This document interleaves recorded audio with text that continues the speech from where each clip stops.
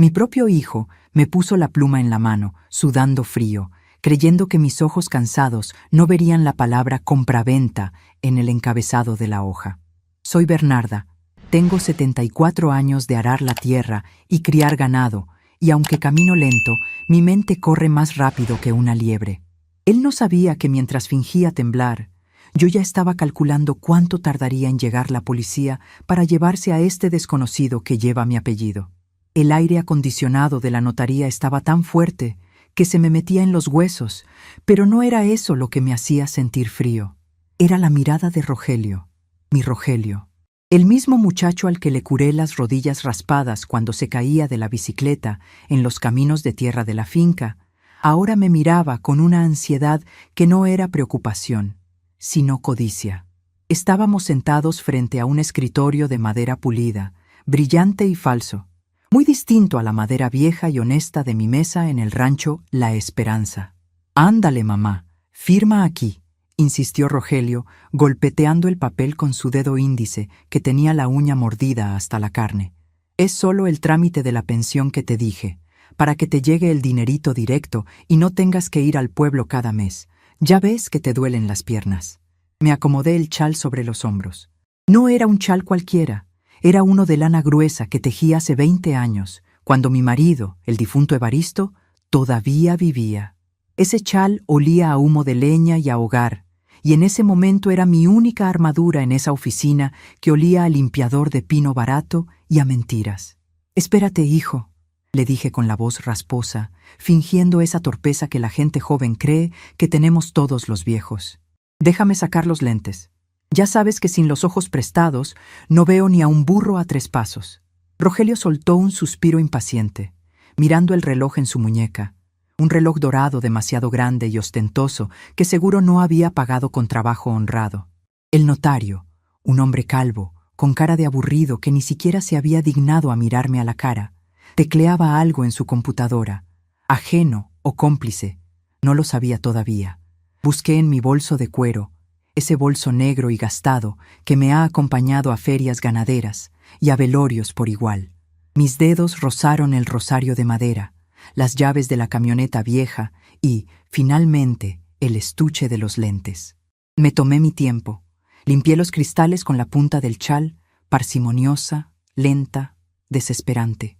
«Mamá, por favor, el licenciado tiene prisa», dijo Rogelio, y en su voz noté ese tono agudo que le salía de niño cuando lo cachaba robando dulces de la alacena. «El licenciado cobra por hora, Rogelio. No creo que le moleste que una vieja se tome su tiempo», respondí, clavándole la mirada al hombre tras el escritorio. El notario se aclaró la garganta, incómodo, pero no dijo nada. Me puse los lentes. El mundo se volvió nítido de golpe. Y ahí estaba.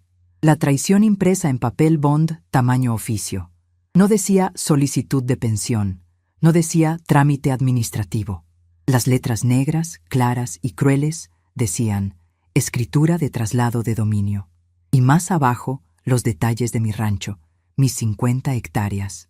Los corrales, la casa grande, el pozo de agua, los frutales que plantó mi padre. Todo. Rogelio me estaba poniendo enfrente mi propia sentencia de muerte en vida. Quería venderme, quería dejarme sin techo, sin tierra, sin historia. Sentí un golpe en el pecho, como si una de mis vacas me hubiera pateado directo en el corazón. Por un segundo, todo se me nubló. Quise gritar, quise levantarme y darle una bofetada ahí mismo, delante del notario y de la secretaria que masticaba chicle en la entrada. Quise preguntarle en qué momento se le pudrió el alma, en qué momento el niño que me traía flores del campo se convirtió en este buitre. Pero me aguanté. Años de negociar con coyotes ganaderos y de enfrentar sequías me habían enseñado que el que se enoja pierde, y el que pierde lo pierde todo. Apreté la mandíbula, respiré hondo, llenando mis pulmones con ese aire artificial. «Ay, hijo», dije dejando caer la pluma sobre el papel. Me ha dado un retortijón. Rogelio rodó los ojos, echando la cabeza hacia atrás. «Ahora, mamá, ¿en serio? Solo firma y te llevo al baño de la gasolinera». «No, es que es la medicina de la presión. Me suelta el estómago». Mentí, poniéndome una mano en el vientre y haciendo una mueca de dolor. «No puedo firmar así. Me tiembla el pulso. Necesito ir al baño un momento». El notario, Probablemente temiendo que ensuciara su silla de piel sintética, señaló una puerta al fondo del pasillo. Al fondo a la derecha, señora. Está abierto. Rogelio me miró con fastidio, pero me ayudó a levantarme. Su mano en mi brazo se sentía ajena, fría. No te tardes, mamá. Ya queremos irnos. No me tardo, mijo. No me tardo. Caminé hacia el baño arrastrando los pies un poco más de lo necesario, apoyándome en las paredes. En cuanto cerré la puerta del baño y pasé el seguro, la máscara de la viejita frágil se cayó al suelo. Me enderecé. Mis manos temblaban, sí, pero de rabia, de una furia antigua y volcánica. Me miré al espejo. Vi mis canas, mis arrugas, el mapa de una vida de trabajo duro bajo el sol. Vi a Bernarda, la que enviudó joven y sacó adelante la finca cuando todos decían que una mujer no servía para el campo. ¿Iba a dejar que un mocoso malagradecido, aunque fuera mi sangre, me quitara lo que era mío? ¿Lo que era el legado para mis nietos, si es que algún día los tenía? Sobre mi cadáver, Rogelio. Susurré al espejo. Saqué mi celular del bolso. No era uno de esos teléfonos modernos que son pura pantalla de vidrio. Era uno de teclas grandes y sonido fuerte, pero servía para lo que tenía que servir. Marqué el número de memoria. No el de emergencias generales, no. Marqué el número directo de Jacinto, el comisario del pueblo. Jacinto había sido compadre de mi Evaristo, y aunque ya estaba medio sordo, era la ley en nuestra zona y un hombre de palabra. «Bueno», contestó la voz ronca al tercer timbrazo. «Jacinto, soy Bernarda. Bernarda la de la esperanza». «Bernarda, qué milagro. ¿Cómo andas, mujer? ¿Pasó algo con el ganado?» «Cállate y escucha, Jacinto. No tengo tiempo. Estoy en la notaría del centro, la que está junto al banco. Mi hijo». La voz se me quebró un poco, pero me mordí el labio para seguir. Mi hijo Rogelio me trajo con engaños. Quiere que le firme la venta del rancho, haciéndome creer que es un papel de la pensión. Hubo un silencio al otro lado de la línea. Jacinto sabía lo que significaba la tierra para gente como nosotros. Sabía que eso era sagrado. «Ese desgraciado», bramó Jacinto. «¿Estás bien? ¿Te hizo algo?» «No, todavía no. Me encerré en el baño, pero necesito que vengas. Y no vengas solo, tráete a los muchachos. Esto es intento de fraude, abuso de confianza y quién sabe qué tantas cosas más de esas que dicen los abogados. Quiero que lo saquen de aquí esposado, Jacinto. Que le dé vergüenza. Voy para allá, Bernarda, estoy cerca. No salgas hasta que oigas la sirena. O mejor, sal y distráelo. Aguanta 5 minutos, voy volando». Colgué. Me quedé mirando el teléfono un momento antes de guardarlo. Mi corazón latía desbocado, pero mi mente estaba fría como el agua del arroyo en invierno. Me lavé la cara, me acomodé el pelo, me alicé la blusa. No iba a salir llorando, no iba a salir pidiendo piedad, iba a salir como la dueña de la esperanza. Abrí la puerta del baño. El pasillo parecía más largo ahora. Al final veía la espalda de Rogelio. Estaba inclinado sobre el escritorio del notario, riéndose de algo, probablemente celebrando anticipadamente el dinero que se iba a gastar. Dinero manchado con el sudor de su madre. Caminé despacio. Cada paso era una despedida del hijo que creí tener y una bienvenida a la realidad que me tocaba enfrentar. «Ya era hora, mamá», dijo Rogelio al verme, volviendo a poner esa cara de falsa preocupación. «Siéntate. Ándale. El licenciado ya tiene otra cita». Me senté. El notario me acercó la hoja de nuevo. «Aquí, señora. Solo una firmita y su huella digital». Tomé la pluma. La sentí pesada, como si fuera de plomo. Rogelio me miraba fijamente. Sus ojos brillaban. Se frotaba las manos, un gesto nervioso que siempre hacía cuando creía que se había salido con la suya. «¿Sabes, hijo?», dije, manteniendo la pluma en el aire, justo sobre la línea de la firma. «Estaba pensando en tu papá». Rogelio se tensó. «Mamá, no empieces con historias. Firma. Pensaba en el día que te enseñó a montar. Tenías 6 años. Te dijo que al caballo no se le miente porque el animal siente el miedo y la mentira. Y te tira. ¿Y eso qué tiene que ver?». Rogelio ya estaba perdiendo la paciencia. Su tono de voz subió, agresivo. El notario dejó de teclear y miró, ahora sí, preocupado. «Que la vida es como ese caballo, Rogelio. Si le mientes, te tira». «Firma ya, maldita sea», gritó, golpeando la mesa. El notario saltó en su silla. «Señor, por favor». exclamó el hombre calvo. Fue en ese instante, Doc. Justo cuando Rogelio levantó la mano, quizás para intimidarme, quizás para obligarme a poner la pluma en el papel, se escuchó afuera, primero lejos, luego ensordecedor, el sonido de las sirenas. No era una sola patrulla, eran dos. Se escucharon los frenazos bruscos frente al edificio.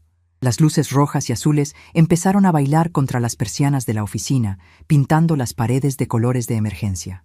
Rogelio se quedó congelado, con la mano en el aire. Volteó hacia la ventana y luego hacia mí. Su rostro pasó de la furia al desconcierto, y del desconcierto al terror puro en cuestión de segundos. ¿Qué es eso?, tartamudeó. Yo dejé la pluma sobre la mesa con suavidad, con una calma que me sorprendió hasta a mí misma. Me quité los lentes y los guardé en su estuche. El sonido de las botas pesadas subiendo las escaleras resonó en el pasillo. Eran pasos fuertes, pasos de autoridad. Me recosté en la silla, crucé las manos sobre mi regazo y miré a mi hijo directamente a los ojos. Ya no veía al niño de las rodillas raspadas. Veía a un extraño. Y a los extraños que quieren robarme, yo no les tengo lástima.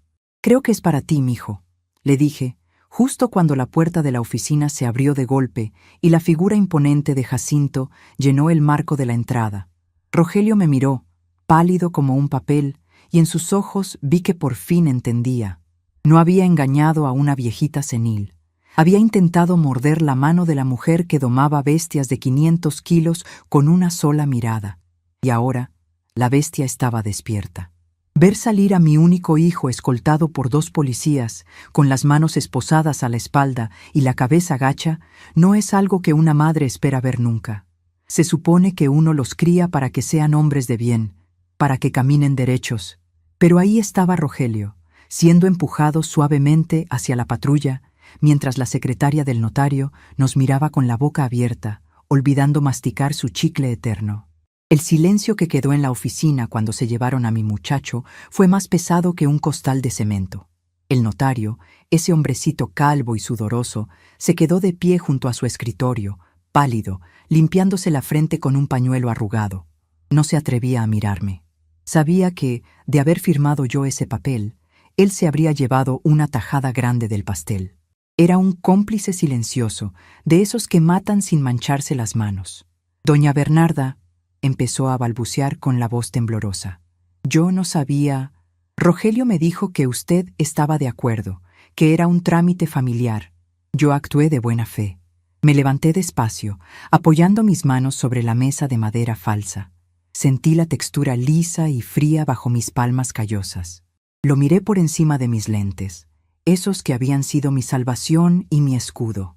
Licenciado», le dije, y mi voz sonó tan dura como las piedras del río en época de sequía.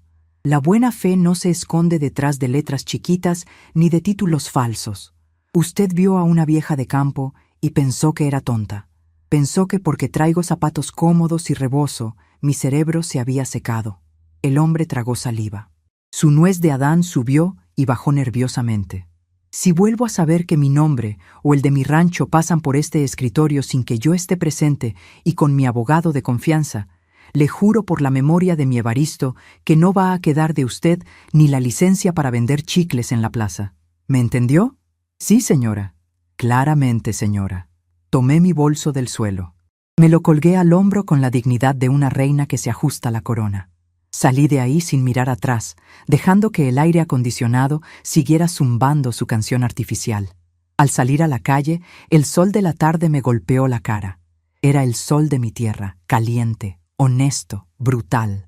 Me dirigí a mi camioneta, una Ford del 98 que rugía como leona vieja, pero que nunca me había dejado tirada.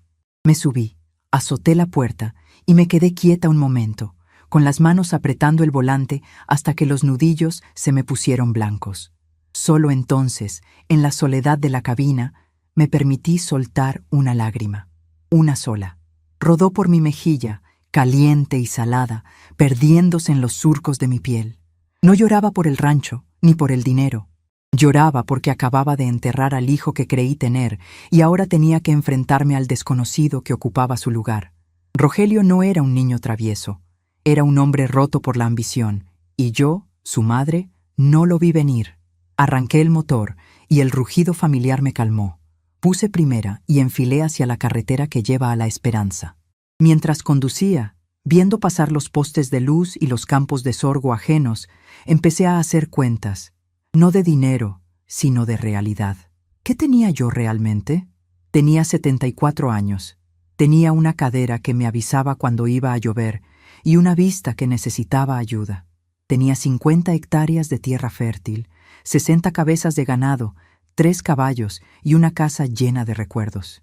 Pero, sobre todo, tenía algo que Rogelio subestimó. Tenía tiempo. La gente joven, como mi hijo, vive corriendo. Quieren todo para ayer. Quieren la riqueza rápida, el coche nuevo, el respeto instantáneo. Creen que nosotros, los viejos, somos invisibles. Nos ven sentados en las mecedoras o caminando despacio por el mercado y piensan que nuestra vida ya pasó, que somos muebles viejos esperando a que nos saquen a la basura. Rogelio me vio como un obstáculo pasivo. Pensó, mi mamá ya está vieja, ya no entiende, ya no pelea. Ese fue su error. No entendió que la vejez no es debilidad, es camuflaje. Es una trinchera desde donde observamos todo, callados, acumulando información mientras ellos hacen ruido. Llegué a la entrada de La Esperanza. El letrero de madera, despintado por los años, me dio la bienvenida. Los perros corrieron a recibir la camioneta, ladrando con alegría. Bajé y saludé a Tiburcio, mi capataz. Un hombre de pocas palabras, leal como la tierra misma, que llevaba trabajando conmigo desde que Evaristo vivía. «Buenas tardes, patrona», dijo Tiburcio, quitándose el sombrero. «¿Todo bien en el pueblo?» Me le quedé mirando. Tiburcio sabía cosas. Los peones siempre saben cosas antes que los patrones. Si Rogelio andaba en malos pasos, Tiburcio debía haber visto algo. «Todo en orden, Tiburcio», mentí, manteniendo la cara en alto. «Pero vamos a tener que hacer unos cambios. Mañana quiero que reúnas a los muchachos temprano. Vamos a hacer inventario, de todo. Ganado, herramienta, forraje. Quiero saber hasta cuántos clavos oxidados tenemos en la bodega». Tiburcio me miró extrañado. No solíamos hacer inventarios tan estrictos fuera de temporada. ¿Pasó algo malo, doña Bernarda?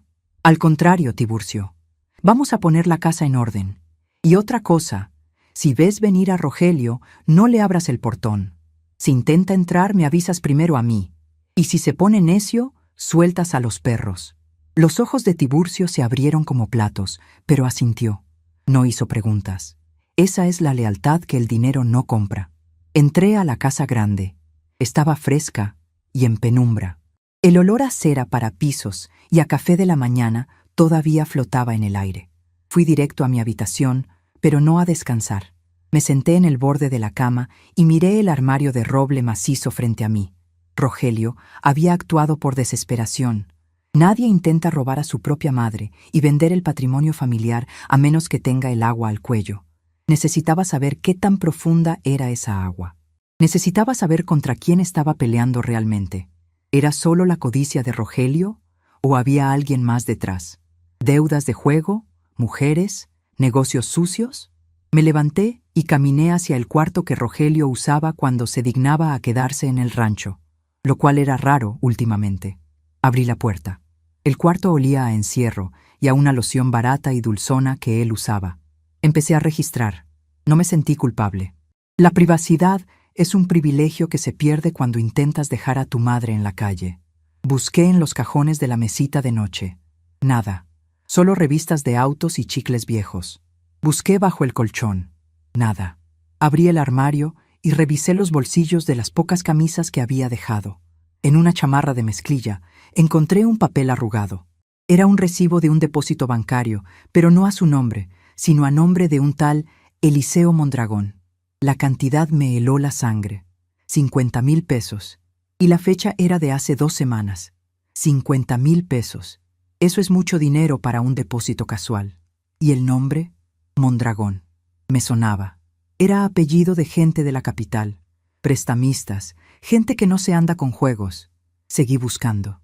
Debajo de una pila de cajas de zapatos viejos en el fondo del armario, encontré una caja de metal, de esas que se usan para guardar galletas finas. La abrí. Adentro no había galletas, sino cartas, avisos de cobro, requerimientos judiciales de un banco por tarjetas de crédito topadas. Y lo peor, una hoja de papel escrita a mano con una letra agresiva y burda. Tienes hasta fin de mes, Rogelio. O pagas con el rancho o pagas con sangre. Ya sabes que nosotros no fallamos. Sentí un escalofrío que me recorrió la espalda. Me tuve que sentar en la cama de mi hijo para no caerme. Así que era eso. No era solo que quisiera dinero para lujos. Lo estaban amenazando. Iban a matarlo. Y él, en su cobardía y estupidez, decidió que era más fácil sacrificar el trabajo de toda la vida de sus padres que enfrentar sus propios errores. Quiso venderme para salvarse él. La rabia volvió, pero ahora mezclada con un miedo frío y calculador. Si esa gente quería el rancho, Rogelio en la cárcel no detenía el problema. Rogelio en la cárcel solo ganaba tiempo. Cuando vieran que la venta no se hizo, vendrían a cobrar. Y ya no vendrían con papeles de notaría. Me guardé la nota en el bolsillo de mi falda. Salí del cuarto y cerré la puerta con llave. Fui a la cocina y me serví un vaso de agua. Mis manos ya no temblaban. Mi mente estaba clara, trazando líneas, conectando puntos. La invisibilidad de la vejez. Rogelio contó con ella. Pero estos tipos, estos Mondragón o quienes fueran, también contaban con ella. Seguro pensaban que Rogelio convencería a la viejita fácil. O que, si Rogelio fallaba, la viejita sería presa fácil para asustar. No sabían que Bernarda, la de la esperanza, había defendido estas tierras de invasores hace 30 años con una escopeta en la mano mientras Evaristo estaba enfermo de tifoidea. No sabían que yo conozco cada barranco, cada cueva y cada atajo de mis tierras. Necesitaba un plan. No podía quedarme sentada esperando a que vinieran los cobradores. Primero, necesitaba asegurar legalmente el rancho. Mañana mismo iría a la ciudad, no al pueblo, a la ciudad grande, a buscar a un abogado penalista y a un notario de verdad.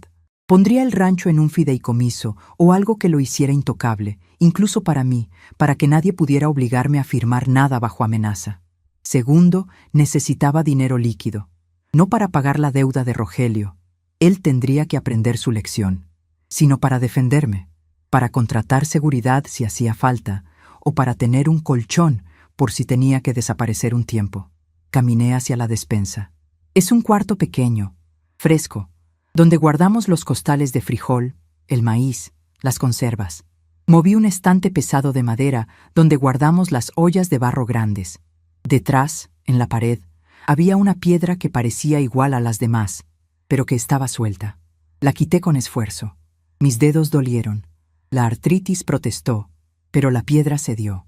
Ahí, en ese hueco oscuro que Evaristo hizo hace 40 años, estaba mi verdadera seguridad. No era un banco. Los bancos quiebran, los cajeros hablan. Ahí había una caja de caudales antigua, de hierro forjado. Saqué la llave que llevaba colgada al cuello, escondida siempre bajo mi blusa, junto a mi escapulario. La llave de hierro, fría y pesada, giró en la cerradura con un clac satisfactorio. Levanté la tapa. Ahí estaba. Fajón de billetes envueltos en plástico para que la humedad no los dañara. Monedas de oro que mi abuelo enterró durante la Revolución y que fueron pasando de generación en generación. Y, envuelta en un paño de terciopelo rojo, la vieja Colt .45 de mi marido. Acaricié el metal del arma. Estaba fría, pero me hizo sentir segura. Revisé el cargador. Estaba lleno. Evaristo siempre la mantenía lista. Más vale tenerla y no necesitarla, que necesitarla y no tenerla, decía. Tomé el dinero y el arma.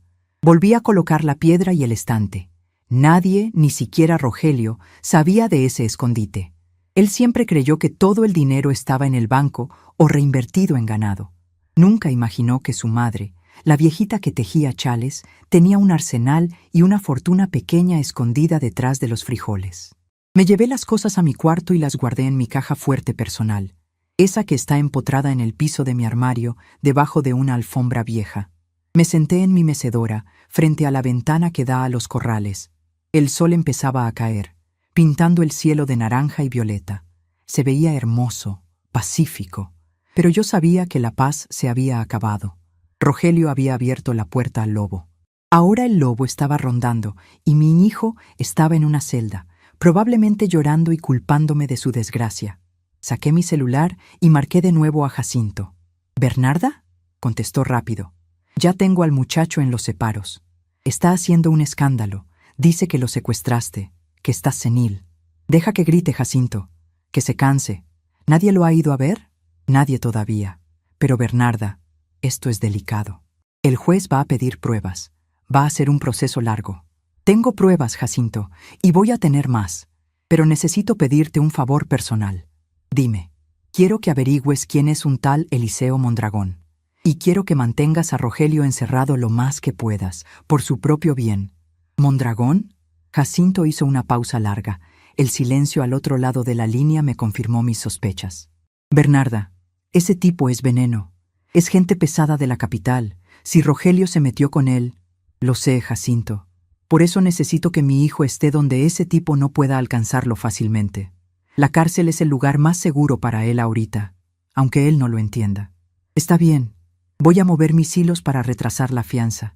Pero ten cuidado, mujer, cierra bien las puertas. No te preocupes por mí, compadre. Yo duermo con un ojo abierto. Colgué. La noche cayó sobre la esperanza. Se escuchaban los grillos y el mugido lejano de alguna vaca. Me preparé un café negro, bien cargado. No iba a dormir mucho esta noche. Saqué de un cajón una libreta nueva y una pluma. Me senté a la mesa del comedor, bajo la luz amarilla del foco. Abrí la libreta. En la primera página, escribí con letra grande y clara: Plan de defensa. No soy una general de ejército ni una estratega militar. Soy una ganadera. Sé cómo proteger al rebaño de los coyotes. Sé cuándo hay que poner cercas y cuándo hay que salir a cazar. Rogelio pensó que engañaba a una anciana indefensa.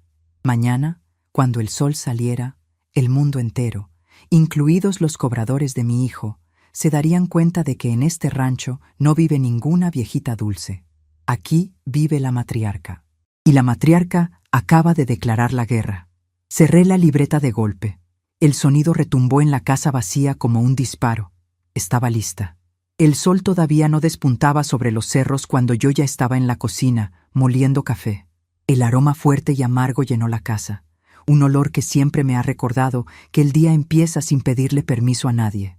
Mis manos, nudosas y manchadas por el sol, se movían con la memoria de 1000 mañanas iguales. Pero esta era diferente. Hoy no iba a ordeñar vacas ni a revisar cercas caídas. Hoy iba a levantar una muralla invisible alrededor de mi vida. Tiburcio llegó a las 5:30, puntual como el hambre. Se quitó el sombrero en la puerta y aceptó la taza de peltre humeante que le extendí sin decir palabra. Bebimos en silencio unos minutos, escuchando cómo el rancho despertaba.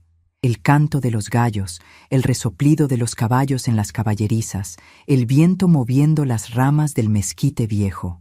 Tiburcio, dije, rompiendo el silencio. Hoy no vamos a sacar el ganado a los potreros del norte. Quiero a todos los animales cerca de la casa. Y a los muchachos, diles que dejen el deshierve. Que se pongan a reparar los alambrados que dan a la carretera. Quiero que revisen cada poste, cada púa. Tiburcio me miró por encima del borde de su taza. Sus ojos oscuros, hundidos en una cara de cuero curtido, brillaron con entendimiento. ¿Esperamos visitas, patrona?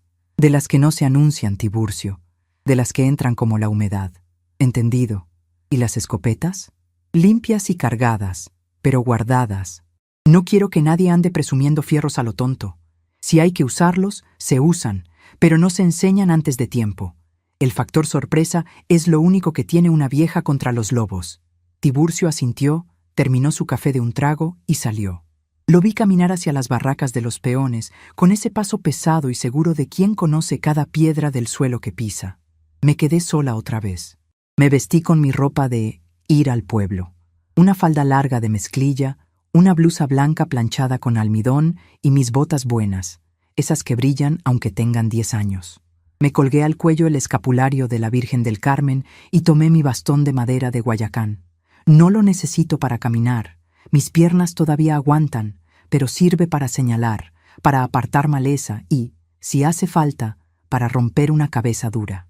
Subí a la camioneta y manejé hacia la ciudad, ignorando el pueblo donde Rogelio se pudría en una celda. No iba a verlo. No todavía. Mi corazón de madre sangraba. Sí, quería ir y llevarle un guisado y preguntarle por qué, pero mi cabeza de patriarca sabía que la debilidad en este momento sería nuestra tumba. Primero tenía que asegurar el techo, luego vería si podía salvar al hijo pródigo que intentó prendernos fuego. Manejé 2 horas hasta la capital del estado. El tráfico me aturdió un poco. Tanto coche, tanto ruido, tanta gente corriendo sin saber a dónde. Estacioné frente al despacho del licenciado Valenzuela. Era un hombre viejo, de los de antes, que había sido amigo de mi padre. Su oficina olía a libros viejos y a tabaco de pipa, un olor a leyes antiguas y tratos de honor. «Bernarda, qué gusto y qué pena verte por aquí», me dijo, levantándose con dificultad de su sillón de cuero. Jacinto me llamó. Me contó lo del notario y lo de Rogelio. Me senté frente a él, apoyando las manos sobre el pomo de mi bastón. «No vengo a llorar, licenciado. Vengo a blindar la esperanza. Haces bien. Si hay deudas de juego o de las otras, van a querer irse contra el patrimonio. Rogelio es el heredero universal en el testamento de Evaristo, ¿verdad?» «Lo era», dije, y la palabra me supo a ceniza en la boca. «Quiero cambiar eso. Quiero constituir un fideicomiso. Que la tierra no sea de nadie y sea de todos mis nietos, aunque todavía no nazcan. Y quiero una cláusula de usufructo vitalicio para mí, con poder absoluto de administración. Que ni Rogelio, ni sus acreedores, ni el mismo diablo puedan tocar una hectárea mientras yo respire». El licenciado se ajustó los lentes y empezó a tomar notas. Trabajamos durante 3 horas. Leímos cada cláusula, cada letra chiquita. Me aseguré de que el nombre Mondragón no pudiera aparecer en ningún papel legal relacionado con mi rancho. Cuando firmé, sentí que estaba cerrando una puerta de hierro. Había desheredado a mi único hijo para salvarlo de sí mismo y para salvar la tierra que nos daba de comer. Fue el acto de amor más doloroso que he hecho en mi vida. Al salir, el sol estaba en lo alto, quemando el asfalto. Compré un teléfono desechable en una tienda de conveniencia y un chip nuevo. No quería que rastrearan mis llamadas si la cosa se ponía fea. Luego, emprendí el regreso. Cuando faltaban 5 kilómetros para llegar a la entrada del rancho, vi algo que me hizo soltar el acelerador.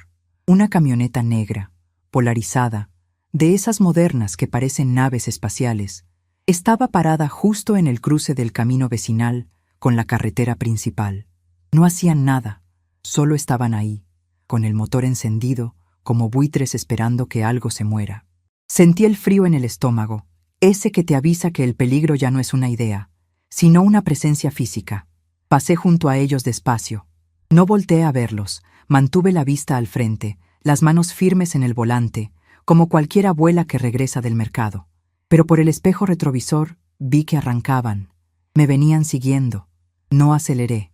Si corría, demostraba miedo. Si demostraba miedo, me convertía en presa. Mantuve la velocidad constante, 40 kilómetros por hora, dejando que el polvo del camino nublara un poco su visión. Marqué el número de Tiburcio en el celular nuevo, que ya había dejado en el asiento del copiloto. «Tiburcio, tengo cola», dije en cuanto contestó.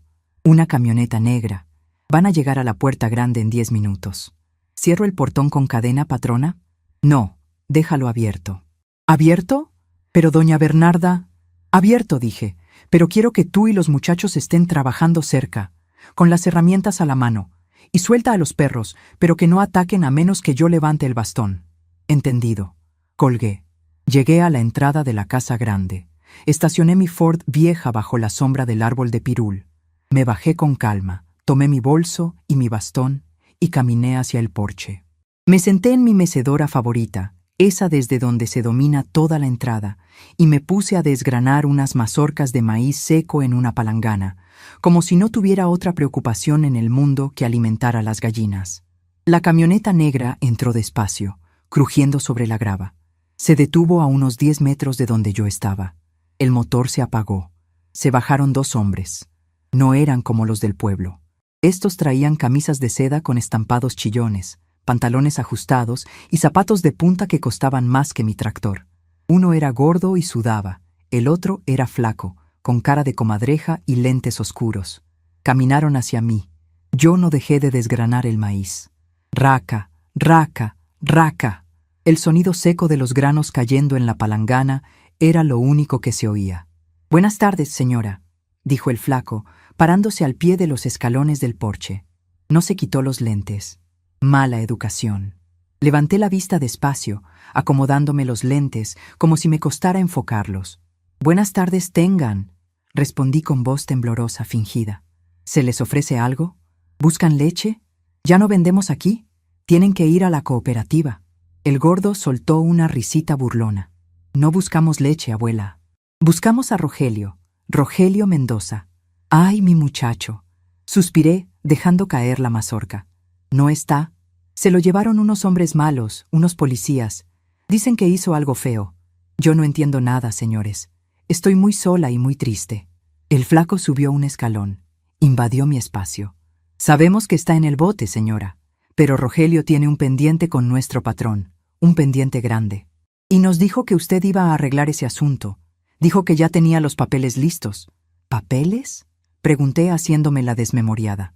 «Ah, ¿los de la pensión?». «Sí, quería que firmara algo de mi pensión, pero se lo llevaron antes». «Pobre de mi hijo». «Mire, señora, dejémonos de cuentos». El flaco se quitó los lentes. Sus ojos eran fríos, ojos de reptil. «Venimos por la escritura del rancho, o por el dinero. Son 50,000 pesos más intereses. Digamos 80,000 por las molestias. Si nos da el dinero ahorita, nos vamos, y aquí no pasó nada. Si no, bueno, el rancho es muy grande y los accidentes pasan. Un incendio, una vaca enferma, ya sabe». Ahí estaba, la amenaza, clarita como el agua. Dejé la palangana en el suelo. Me limpié las manos en el delantal. Me apoyé en el bastón para levantarme, haciendo crujir la silla de madera. 80,000 pesos, murmuré. Es mucho dinero para una viuda. Seguro tiene algo guardado bajo el colchón, abuela. Busque bien. Me acerqué al barandal del porche. Quedé a 1 metro de la cara del flaco.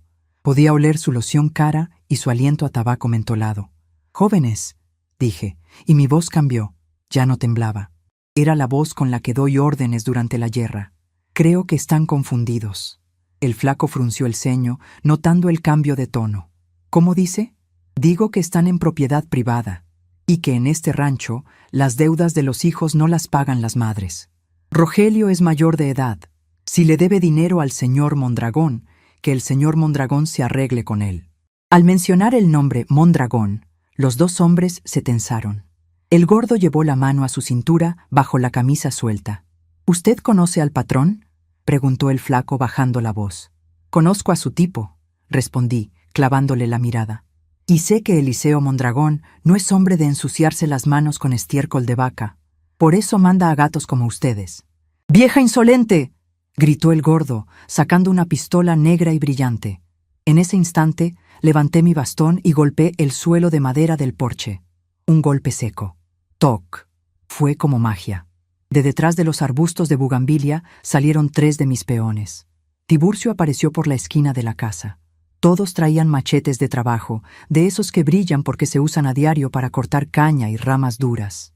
No apuntaban a los hombres, solo estaban ahí, pelando una naranja o limpiando la hoja, mirándolos con esa calma peligrosa de la gente de campo. Y los perros, Negro, Manchas y Capitán. Mis 3 pastores ganaderos salieron de debajo del porche, gruñendo bajo, con el pelo del lomo erizado, mostrando los dientes a centímetros de los tobillos de los intrusos. El gordo se quedó congelado con la pistola a medio levantar. Miró a los perros, miró los machetes, miró a Tiburcio que sostenía una pala como si fuera una pluma. «Guarda eso, muchacho», le dije al gordo suavemente. «Aquí no nos gustan los ruidos fuertes. Asustan a las gallinas, y si disparas, mis perros te van a arrancar la garganta antes de que el casquillo toque el suelo. Y si los perros fallan, Tiburcio no falla». El flaco le puso la mano en el brazo a su compañero, obligándolo a bajar el arma. Sabía contar. Eran 2 contra 5 hombres, 3 perros y una vieja que no parpadeaba. «Vámonos», dijo el flaco retrocediendo despacio. «Esto no se va a quedar así, señora. El patrón no perdona». «Díganle a Eliseo», dije, bajando los escalones para quedar a su altura, invadiendo yo su espacio ahora, «que el rancho La Esperanza ya no es de Rogelio. Hoy en la mañana pasó a ser propiedad de un fideicomiso bancario. Si me matan a mí, si queman la casa, el banco se queda con todo y entra el gobierno federal. Díganle que si quiere cobrar, que se forme en la fila de acreedores en el juzgado. Era una verdad a medias, pero sonaba lo suficientemente burocrática y complicada como para detenerlos. A esta gente no le gusta el gobierno federal ni los bancos grandes. Les gusta el miedo fácil, y yo les acababa de quitar su herramienta principal. Y otra cosa, añadí, metiendo la mano en el bolsillo de mi delantal. Los hombres se estremecieron, pensando que sacaría un arma. Saqué un frasco de mermelada de durazno, hecha por mí misma la semana pasada. Se lo extendí al flaco. Tenga, para el susto. Es dulce, para que se les quite lo amargo de haber venido en balde. El flaco miró el frasco, miró mi cara, y por primera vez vi miedo real en sus ojos. No entendía. No sabía si era una burla, una amenaza o locura senil. Tomó el frasco con mano temblorosa. «Lárguense de mi tierra», ordené, golpeando el suelo con el bastón otra vez. «Y si vuelven, no voy a ser tan amable de ofrecerles mermelada. La próxima vez, voy a ofrecerles plomo». Se subieron a la camioneta atropelladamente. El gordo casi se cae. Arrancaron haciendo chirriar las llantas, levantando una nube de polvo y grava, huyendo como alma que lleva el diablo. Me quedé de pie en el camino hasta que la camioneta negra desapareció tras la loma. Mis piernas, que habían estado firmes como robles, de repente se sintieron de trapo. Me tuve que apoyar fuerte en el bastón. Tiburcio se acercó y me tomó del codo con suavidad. «¿Está bien, patrona?» «Estoy bien, Tiburcio, estoy bien». «¿Cree que vuelvan?» Ellos no. Estos eran mandaderos. Pero el dueño de los perros, ese es otro asunto. Hoy ganamos el respeto, Tiburcio, pero acabamos de declarar la guerra. Miré el camino vacío. El sol de la tarde bañaba mis tierras con una luz dorada, preciosa. Todo parecía en paz, pero yo sabía que era una paz prestada. Había usado mi edad, mi astucia y la lealtad de mi gente para espantar a los coyotes. Pero Eliseo Mondragón no era un coyote, era un lobo viejo. Entré a la casa. Mis manos temblaban un poco ahora que la adrenalina bajaba. Fui a la cocina y me serví un vaso de agua. Mientras bebía, vi mi reflejo en la ventana oscura. Ya no veía a Bernarda la víctima, ni a Bernarda la madre. Veía a Bernarda la generala. Rogelio había traído la tormenta a nuestra puerta. Bueno, pues que venga la lluvia. Yo tengo raíces profundas y no me voy a mover. Saqué el teléfono desechable de nuevo. Tenía que hacer una llamada más. No a la policía, no a los abogados. Tenía que llamar a mis sobrinos, los hijos de mi hermana difunta que viven en la sierra. Son muchachos rudos, que no entienden de leyes, pero entienden de sangre y de defender a la familia. Si Mondragón quería jugar sucio, yo iba a demostrarle que en el lodo del rancho nosotros nos movemos mejor. Marqué el número. «Bueno», contestó una voz joven y fuerte. «Hola, mijo, soy tu tía Bernarda. Necesito que vengan. Y traigan a los primos. Hay trabajo en el rancho. Trabajo del que paga con honor, no con dinero». Sonreí, una sonrisa que no me llegaba a los ojos. La ejecución silenciosa había comenzado. Los peones eran mi escudo, la ley mi muralla, pero mi familia sería mi espada. El amanecer en la esperanza siempre había sido mi momento de paz. Pero esa mañana el aire se sentía cargado, eléctrico, como cuando se avecina una tormenta de verano que promete granizo. No eran truenos lo que se escuchaba a lo lejos, sino el motor de una camioneta vieja subiendo la cuesta. Mis perros, que ayer eran fieras, hoy movían la cola. Sabían quién venía. Aurelio y sus hermanos bajaron de la Cheyenne despintada. Mis sobrinos, hijos de mi hermana Jacinta, que en paz descanse. Son hombres de la sierra, de manos grandes y palabras cortas, gente que se crió entre pinos y neblina, donde la ley llega tarde o no llega nunca. Aurelio, el mayor, se quitó el sombrero al verme en el pórtico. Traía esa mirada tranquila de quien ha visto cosas feas y ya no se asusta de nada. «Tía Bernarda», dijo, besándome la mano con un respeto antiguo. «Aurelio, gracias por venir tan rápido. La sangre llama, tía, y si la sangre está en problemas, los fierros también». No traían machetes como mis peones. Traían bultos largos envueltos en cobijas en la caja de la camioneta. No pregunté qué eran. No hacía falta. Les indiqué que se acomodaran en las bodegas traseras, donde no se vieran desde el camino principal, pero desde donde pudieran ver todo. Ahora, la esperanza no solo tenía ojos, tenía colmillos. Con la retaguardia cubierta, era hora de enfrentar la parte más dolorosa del plan. Le pedí a Tiburcio que me llevara al pueblo en mi camioneta. No quería manejar yo. Necesitaba ir pensando, repasando cada palabra que iba a decir. Al llegar a la comandancia, el olor a humedad y a desinfectante barato me revolvió el estómago. Jacinto me esperaba con cara de pocos amigos. Bernarda, esto es una locura. El muchacho lleva 2 días llorando. Dice que tiene frío, que la comida es una porquería.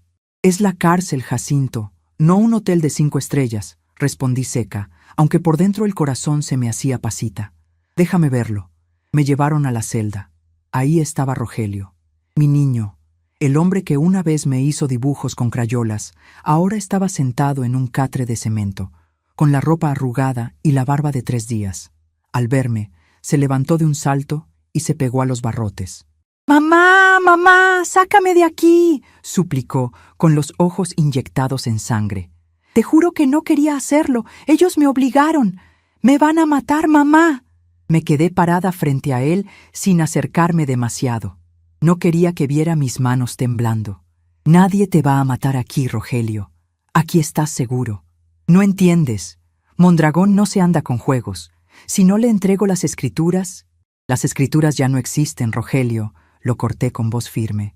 «El rancho está en un fideicomiso. Nadie puede venderlo. Ni tú, ni yo, ni el Papa si bajara del cielo». Rogelio se quedó helado. Soltó los barrotes y retrocedió, dejándose caer en el catre como un muñeco roto. «¿Qué hiciste?», susurró. «Nos condenaste. Va a venir por nosotros». «Que venga», dije, acercándome ahora sí a la reja. «Pero necesito saber una cosa, y más te vale que no me mientas esta vez, porque es la última oportunidad que tienes de ser mi hijo y no un extraño. ¿Por qué el rancho? ¿Por qué tanta insistencia con la esperanza? Hay fincas más grandes, más bonitas». Rogelio se cubrió la cara con las manos. Sollozó como cuando tenía 5 años y se le rompía un juguete. «El agua, mamá, es el pozo». Mondragón compró todas las tierras secas al norte para hacer un fraccionamiento de lujo, pero no tienen agua. Los estudios dicen que nuestro pozo conecta con el acuífero principal. Sin la esperanza, su proyecto de millones no vale nada. Es solo polvo. Sentí una punzada de rabia pura. No era solo dinero sucio. Era nuestra agua, la vida de la tierra. Querían secar mis potreros para llenar albercas de gente rica. «Ya veo», dije enderezándome. «Entonces no es solo una deuda, es un negocio. Mamá, por favor, paga lo que sea. Vende el ganado, dame el dinero para que se calmen». Lo miré con una tristeza infinita. Rogelio seguía sin entender. Creía que al tigre se le calma dándole un pedazo de carne, sin saber que una vez que prueba la sangre, te come el brazo entero. «No voy a pagar ni un centavo, Rogelio. Tú te metiste en esto por ambicioso y por tonto. Ahora te vas a quedar aquí, calladito, hasta que yo te diga. Es el único lugar donde Mondragón no puede tocarte sin hacer un escándalo nacional. Mamá, no me dejes. No te dejo, hijo. Te protejo, aunque no te guste». Salí de la comisaría con el alma hecha pedazos, pero con la mente clara. Ahora tenía la pieza que me faltaba. No era una extorsión cualquiera. Era una necesidad empresarial disfrazada de matonismo. Eliseo Mondragón necesitaba mi agua. Y eso significaba que no podía matarme. Al menos no todavía. Me necesitaba viva para firmar, o necesitaba el rancho despejado. Regresé a la casa. El sol del mediodía caía a plomo. Aurelio salió a mi encuentro. «Tía, una camioneta ha pasado 2 veces despacito. Una Lobo gris. Vidrios oscuros». «Es él», dije. Lo sentía en los huesos. O es él, o es su mano derecha. «Abre el portón, Aurelio, de par en par». «¿Estás segura?» «Segura. Que entren hasta la cocina si quieren. Pero diles a tus hermanos que se preparen. Quiero que La Esperanza parezca un pueblo fantasma hasta que yo dé la señal». Me senté en el corredor. Me serví una limonada. Puse sobre la mesa de centro una carpeta de cuero con los documentos del notario Valenzuela y mi teléfono desechable. Esperé. 20 minutos después, la Lobo gris entró. Detrás de ella venía la camioneta negra del día anterior. Era un convoy. Se detuvieron frente a la casa. El polvo se asentó despacio. De la camioneta gris bajó un hombre. No era joven. Tendría unos 50 años, vestido con un traje de lino claro que costaba más que mi cosecha anual, y zapatos italianos que no estaban hechos para la tierra. Se quitó unos lentes de sol de marca y miró la casa con desprecio, y luego a mí, con una sonrisa que pretendía ser amable, pero que enseñaba demasiados dientes. Eliseo Mondragón. Doña Bernarda, dijo, abriendo los brazos como si fuéramos viejos amigos. Qué placer conocerla al fin. Su hijo me ha hablado mucho de usted. Me quedé sentada, meciendo suavemente la silla. Cruje, cruje, cruje. Señor Mondragón, lástima que yo no pueda decir lo mismo. Mi hijo solo me ha hablado de usted para decirme que es un ladrón y un cobarde que amenaza ancianas. La sonrisa de Eliseo no vaciló, pero sus ojos se entrecerraron. Hizo una seña y sus gorilas se bajaron de la camioneta negra. Eran 4. Se veían grandes y feos. Veo que es una mujer de carácter. Me gusta eso. Pero vengo a proponerle un negocio, Bernarda. Olvidemos las deudas de Rogelio. Le compro el rancho. Le doy el doble de lo que vale. En efectivo. Ahora mismo. Sacó un maletín del asiento trasero y lo puso sobre el cofre de su camioneta. Lo abrió. Fajón de billetes. Mucho dinero. Dinero para vivir tranquila 10 vidas. ¿Y si digo que no?, pregunté, tomando un sorbo de mi limonada. Bernarda, Bernarda, suspiró, cerrando el maletín. Usted es una mujer mayor. Los accidentes pasan.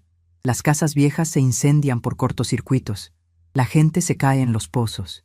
Sería una pena que la esperanza se quedara sin dueña. Entonces, sus nietos, si es que tiene, heredarían problemas, no tierras. Dejó caer la amenaza con la suavidad de una pluma, pero pesaba como una lápida. Tiene razón, don Eliseo. Soy vieja, y los viejos tenemos mañas. Dejé el vaso en la mesa y puse mi mano sobre la carpeta de cuero. Primero, este rancho ya no es mío. Ayer constituí un fideicomiso irrevocable. La titularidad está en manos de un banco en la Ciudad de México. Si yo muero, si desaparezco, o si firmo cualquier cosa bajo presión, el contrato se anula automáticamente y la propiedad pasa a ser donada a la Secretaría de la Defensa Nacional para un campo de entrenamiento. Así que, si me mata, usted no se queda con el agua. Se queda con el ejército de vecino. ¿Le conviene eso para su fraccionamiento de lujo? La sonrisa de Mondragón desapareció. Dio un paso hacia adelante, invadiendo mi jardín. Usted no haría eso. Pruébeme. Le sostuve la mirada. Segundo, sé que necesita el agua. Rogelio canta como un canario cuando tiene miedo. Y sé que sus inversores no saben que usted anda amenazando viudas. Tengo un sobre, don Eliseo. Un sobre con fotos de sus muchachos visitándome ayer, con grabaciones de las llamadas de Rogelio y con una copia de su proyecto ilegal de agua. Ese sobre está en manos de un periodista amigo mío en la capital. Si no le llamo cada 12 horas para decirle que estoy bien, el sobre se abre y se publica en primera plana. Mondragón se puso rojo. La vena de su cuello se hinchó. «¡Vieja bruja!», gritó, perdiendo la compostura. «Entren y saquen a esta maldita de ahí. Quemen la casa». Los 4 gorilas dieron un paso hacia el porche, desenfundando armas cortas. Fue entonces cuando levanté mi bastón. No golpeé el suelo. Solo lo apunté hacia el techo del granero. Clac, clac. El sonido inconfundible de armas largas siendo cargadas rompió el aire. Aurelio y sus 3 hermanos salieron de las sombras. Estaban en el techo de la casa, en el granero y detrás de los pilares. No traían pistolas de juguete. Traían rifles de caza de alto poder y escopetas recortadas, de esas que usan en la sierra para cazar venados o defenderse de los narcos. Apuntaban directo a las cabezas de los hombres de Mondragón. Los gorilas se congelaron. Sabían distinguir entre una amenaza y una sentencia de muerte. Estaban rodeados y en terreno elevado. «Don Eliseo», dije, mi voz tranquila resonando en el silencio mortal. «Le presento a mis sobrinos. Vienen de la Sierra Madre. Allá no se usan abogados, se usan otras cosas. Y tienen muy poca paciencia con la gente de ciudad que no sabe pedir permiso». Mondragón miró a los techos. Vio los cañones oscuros apuntándole. Vio a Aurelio, que no parpadeaba. Vio que sus hombres estaban superados en posición y calibre. «Bajen las armas», ordenó Mondragón a sus hombres, con la voz estrangulada por la rabia. «Buena decisión», dije. «Ahora escúcheme bien, porque no lo voy a repetir. La deuda de Rogelio queda saldada por las molestias que me ha causado y por el susto que me dio ayer. Considérenlo un pago por daños y perjuicios. Estás loca si crees que voy a perdonar 50,000 pesos.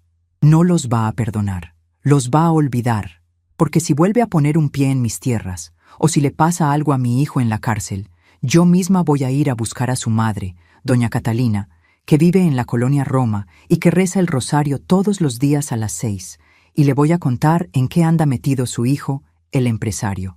Y créame, Eliseo, usted le tendrá miedo a la policía, pero yo sé que le tiene más miedo a la chancla de su mamá». Los ojos de Mondragón se abrieron como platos. La mención de su madre fue el golpe final. En este país, hasta el criminal más grande tiembla ante su madre. ¿Cómo lo sabía? Porque las viejas chismosas del pueblo lo saben todo, y yo tengo amigas en todas partes. Eliseo Mondragón se arregló el saco con un movimiento brusco, intentando recuperar algo de dignidad. «Esto no se ha acabado, Bernarda». «Sí, Eliseo, sí se acabó, porque usted necesita agua, y aquí solo va a encontrar plomo y vergüenza. Váyase a buscar otro pozo, y llévese su dinero sucio». Mondragón me miró con odio, pero también con algo nuevo, respeto, o tal vez miedo. Dio media vuelta, subió a su camioneta y azotó la puerta. Los gorilas recularon sin dejar de mirar a mis sobrinos en los techos y se subieron a la suya. El convoy dio la vuelta y salió del rancho mucho más rápido de lo que había entrado. Cuando el polvo se asentó, Aurelio bajó del techo de un salto, con la agilidad de un gato montés. Se colgó el rifle al hombro y me miró con una media sonrisa. «Tía, usted es brava». Lo de la mamá fue un golpe bajo. Solté el aire que había estado conteniendo. Mis manos volvieron a temblar, pero esta vez me permití reír. Una risa nerviosa, liberadora. «Aurelio, mijo, en la guerra y en el amor todo se vale. Y esto es la guerra. ¿Cree que vuelvan?» Mondragón no. Es un hombre de negocios, y yo acabo de convertir este negocio en una pérdida total. Buscará otra víctima más fácil. Me levanté de la silla. Sentía el cuerpo pesado, como si hubiera cargado costales de cemento todo el día. Pero el rancho seguía ahí. El viento seguía moviendo las hojas de los árboles. El agua seguía corriendo bajo nuestros pies. Segura. Habíamos ganado la batalla. Habíamos salvado la tierra. Pero el precio había sido alto. Esa noche, mientras cenaba con mis sobrinos, celebrando con un buen guisado de carne y tortillas hechas a mano, no pude evitar mirar la silla vacía donde solía sentarse Rogelio. Había derrotado al enemigo de afuera. Había humillado al hombre poderoso. Pero mi victoria tenía un sabor amargo. Había recuperado mi poder. Me había transformado en la matriarca de hierro que todos respetaban ahora. Pero en el proceso, había confirmado que estaba sola. Mi hijo no estaba a mi lado por lealtad, sino por miedo. Tomé un trago de café y miré a Aurelio. Él sería un buen administrador. Tal vez era hora de pensar en un nuevo heredero. «Tía», dijo Aurelio rompiendo mis pensamientos, «¿qué vamos a hacer con el primo Rogelio?» Dejé la taza en la mesa. El sonido de la cerámica contra la madera fue definitivo. Rogelio se queda donde está un tiempo más. Necesita aprender que las acciones tienen consecuencias. Y cuando salga, ya veremos si quiere trabajar la tierra como peón, porque como patrón ya perdió su oportunidad. Me levanté y fui a la ventana. La luna iluminaba mis potreros. La esperanza estaba a salvo. Bernarda estaba de pie, y el mundo acababa de enterarse de que a esta vieja no se le roba, ni se le engaña, ni se le asusta. Mañana sería otro día. Mañana tendría que ir al banco, al juzgado y a la iglesia. Pero esta noche dormiría tranquila, con la escopeta guardada y la certeza de que mi rancho seguía siendo mío. Pasaron 3 semanas antes de que decidiera sacar a Rogelio de la cárcel. 3 semanas en las que el sol salió y se puso sobre la esperanza sin que nadie intentara robarnos el aire. 3 semanas en las que mis sobrinos, esos muchachos de la sierra que hablan poco y trabajan mucho, levantaron las cercas caídas y repararon el techo del granero que mi propio hijo había dejado pudrirse por desidia. La casa se sentía distinta. Ya no había ese silencio miedoso de cuando una está sola esperando el golpe. Ahora había ruido de botas, olor a café de olla a todas horas y risas graves en el patio. Aurelio se había convertido en mi sombra y en mis manos. Donde mis fuerzas fallaban, él estaba ahí, sin pedirlo, sin esperar las gracias, solo por ese código invisible que tiene la gente de bien.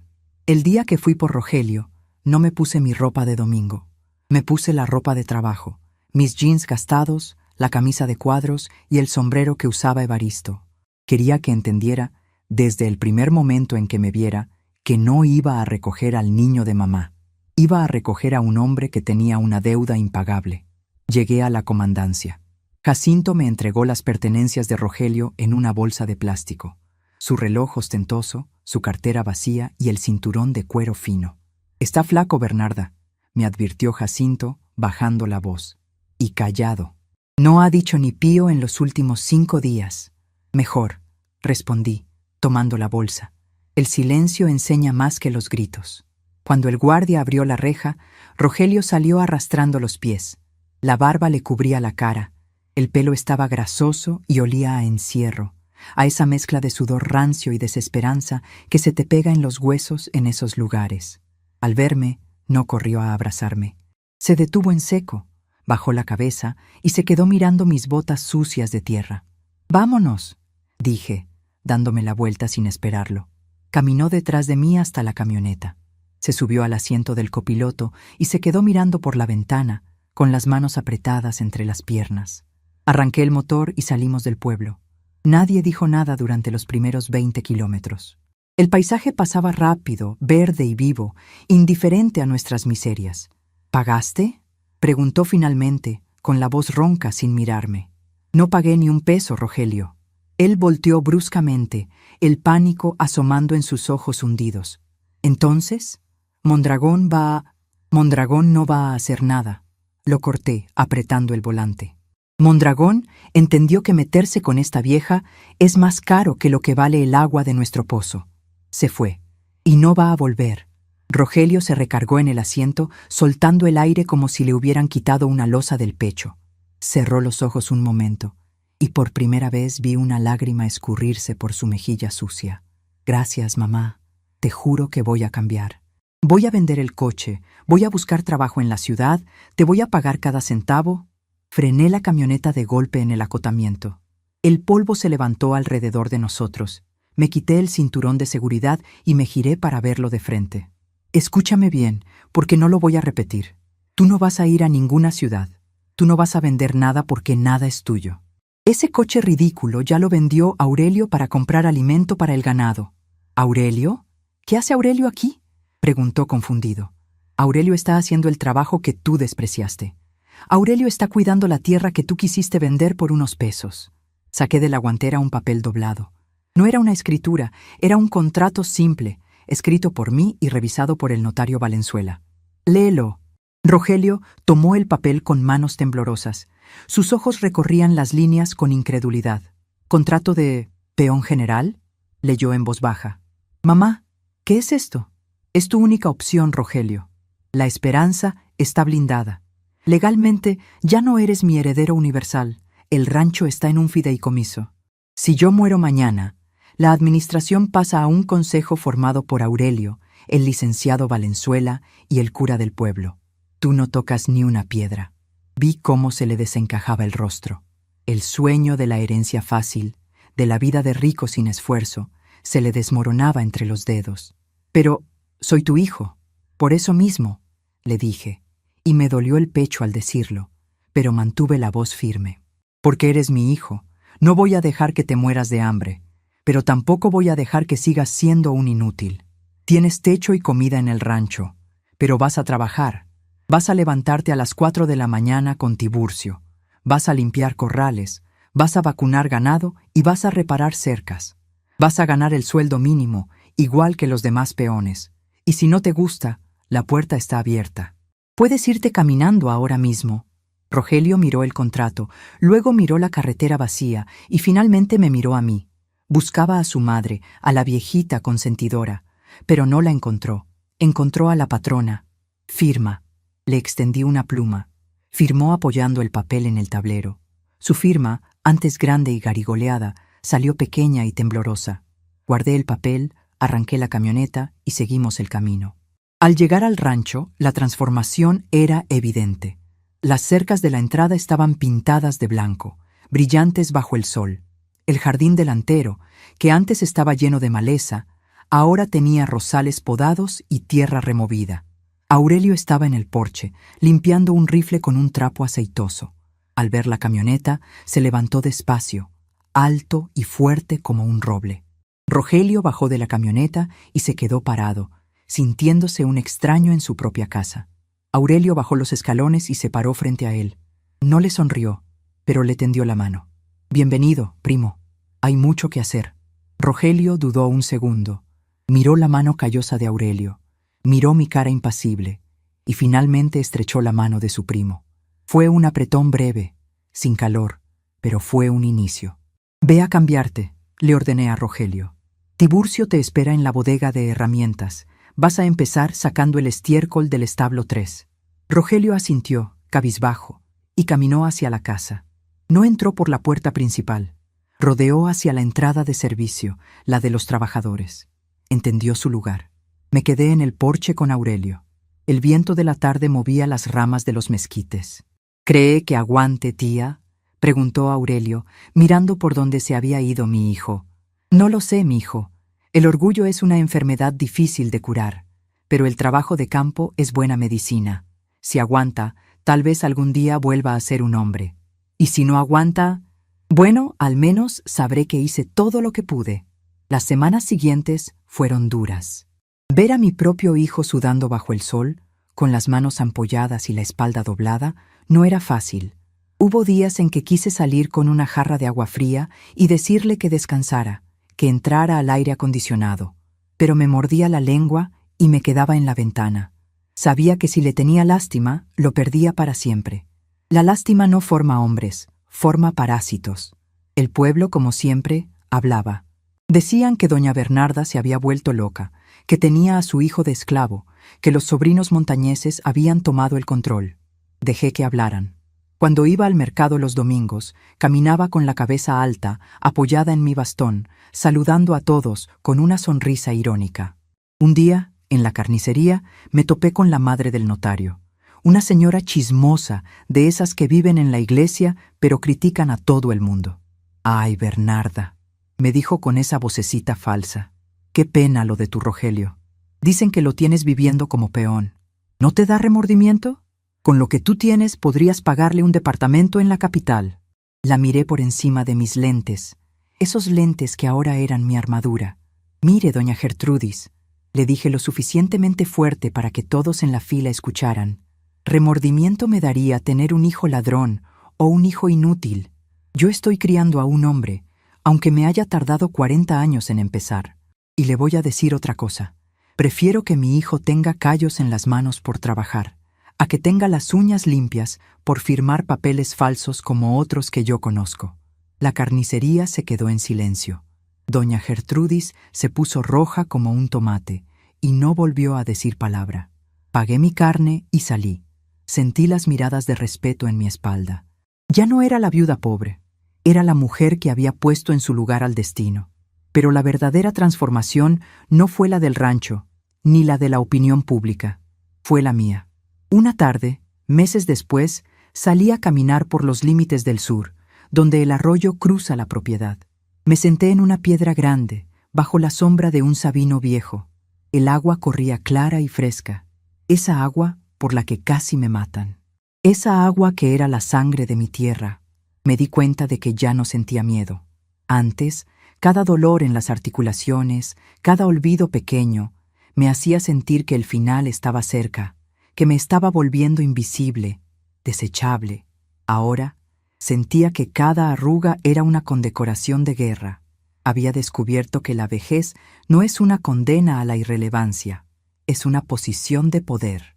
Porque cuando ya no tienes nada que perder, cuando ya no te importa el qué dirán, Cuando sabes que la muerte es solo una visita más que llegará cuando tenga que llegar, te vuelves peligrosa, te vuelves libre. Escuché pasos detrás de mí. Me giré, con la mano cerca de mi bastón por costumbre. Era Rogelio. Estaba más delgado, tostado por el sol, con los músculos de los brazos marcados bajo la camiseta sucia de tierra. Se quitó el sombrero. Ya no tenía esa mirada huidiza y soberbia. Tenía la mirada cansada pero limpia de quien se ha ganado el pan del día. «Madre», dijo. Ya no me decía «mamá» con ese tono chillón. Me decía «madre» con respeto. «¿Qué pasa, Rogelio? ¿Te rendiste?» «No, solo venía a avisarle que la vaca Pinta, la que estaba enferma, acaba de parir. Es un becerro macho, fuerte. Tiburcio dice que va a ser buen semental». Sonreí, una sonrisa verdadera. «¿Y tú qué dices?» Rogelio se quedó pensando un momento, mirando el arroyo. «Digo que tuvo suerte de nacer aquí. La tierra está buena este año. El pasto viene fuerte. Ahí estaba, el milagro». No habló de cuánto valía el becerro, ni de venderlo. Habló de la tierra, habló de la vida. «Bien», le dije, «regresa al trabajo. Hay que revisar que la madre tenga agua». «Sí, madre». Dio media vuelta y empezó a caminar de regreso. Lo vi alejarse, con su paso firme, pisando su propia sombra. No era el hijo perfecto, nunca lo sería, pero ya no era mi enemigo. Me quedé un rato más ahí, escuchando el viento. Saqué de mi bolsillo el rosario de madera, el mismo que toqué en la notaría aquel día que parecía tan lejano. Miré mis manos. Estaban viejas, manchadas, deformadas por la artritis. Pero eran manos que habían construido, que habían defendido y que habían reconstruido. Eliseo Mondragón nunca volvió. Supe por el periódico que su proyecto inmobiliario se canceló por problemas técnicos y que andaba enfrentando demandas por fraude en otro estado. Le envié, a través de un contacto anónimo, una caja de mermelada de durazno a su oficina en la capital. Sin nota, solo la mermelada. Estoy segura de que entendió el mensaje. Sigo aquí, sigo vigilando y sigo teniendo frascos llenos. Me levanté con esfuerzo, apoyándome en mi bastón de Guayacán. El sol se estaba poniendo, pintando el cielo de colores violeta y fuego, igual que aquella tarde en que decidí pelear. Regresé a la casa grande caminando despacio. Al llegar, vi a mis sobrinos sentados en el porche, riendo con Tiburcio. Rogelio estaba sentado en un escalón, un poco apartado, pero escuchando, siendo parte del grupo, pelando una naranja con su navaja. Aurelio me vio llegar y se levantó para ofrecerme mi silla. «Siéntese, tía. Ya está el café». Me senté en mi mecedora, la reina en su trono de mimbre. Tomé la taza caliente entre mis manos. Miré a mi alrededor. Esta era mi familia. No la que me tocó por sangre perfecta, sino la que forjé con fuego y disciplina. La esperanza tenía dueña para rato, y cuando yo ya no esté, cuando mis cenizas sean parte de este polvo que se levanta con el viento, mi historia se quedará aquí. No como la historia de la pobre viuda que casi pierde su rancho, sino como la leyenda de Bernarda, la que domó a los lobos y enseñó a su hijo a ser hombre a la fuerza. Bebí un sorbo de café y miré hacia el horizonte oscuro, donde las primeras estrellas empezaban a brillar. Que vengan los que quieran. Aquí los esperamos. Porque en esta tierra los viejos no nos morimos de miedo. Nos morimos de pie, y solo cuando nos da la gana.